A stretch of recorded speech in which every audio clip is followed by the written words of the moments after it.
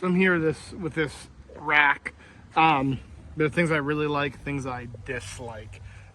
So first of all, I have it paired with it's on a Tundra, so a 5.5 foot bed crew cab. So a 5.5 foot bed with a sports rack box, and then this, and it does fit fine. Width, I mean, it does look a little tight, but as you can see, there's a little bit of a gap through the lid, so even once you open it up, there's even more space to squeeze it in there. It is about maxed out on both of these, if you can see that, so where that lies, to make sure it hits the rubber grip. What I like, what I dislike. So I very much dislike this system of the clamp. It fit on there fine, but because of the not having adjustability, I had to put this one on like cattywampus, if you will, or a little bit tilt, and it didn't grab. There is a little, and I used to pull myself up, so it's good.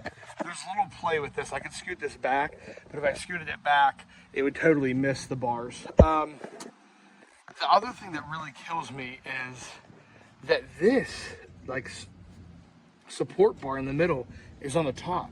I have no idea. So when I put my Yetis in here, coolers in here, and I strap them down, they rock back and forth. Seems a very strange design. It seems like it should have just went on the bottom side, and it would just serve that purpose. Maybe they were worried about clearing bars. I don't know.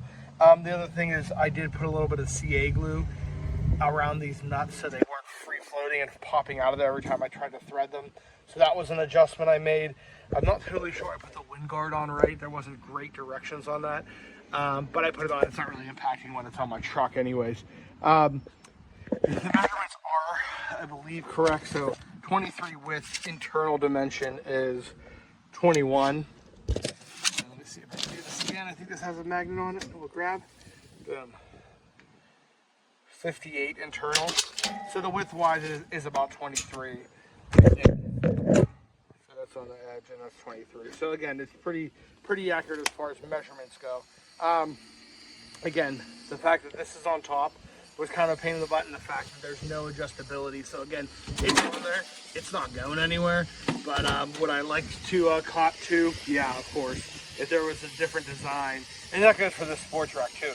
There's not a lot of adjustability in that either.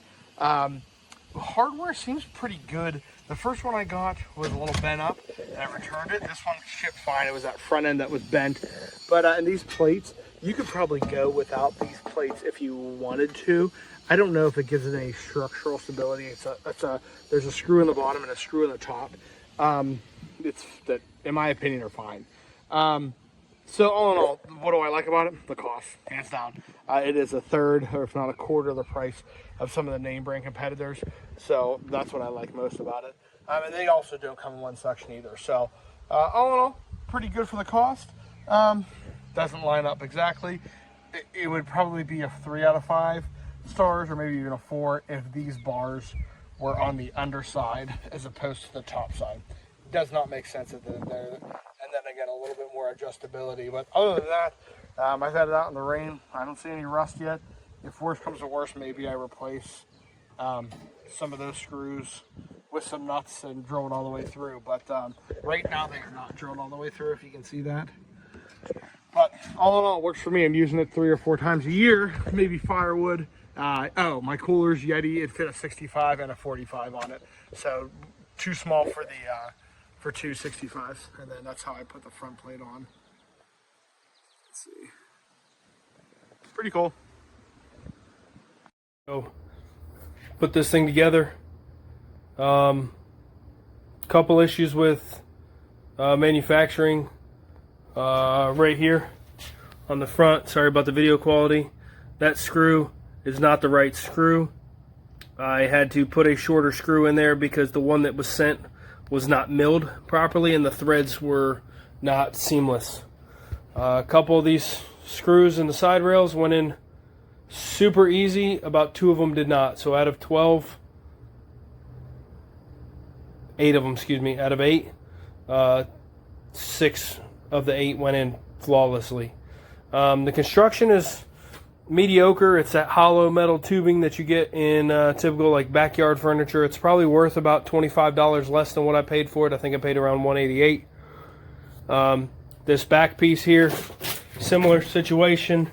Hardware had to be used from my garage. I had to make it up. I know you can't see it in the video because my light's not on, but I had to make up my own hardware. So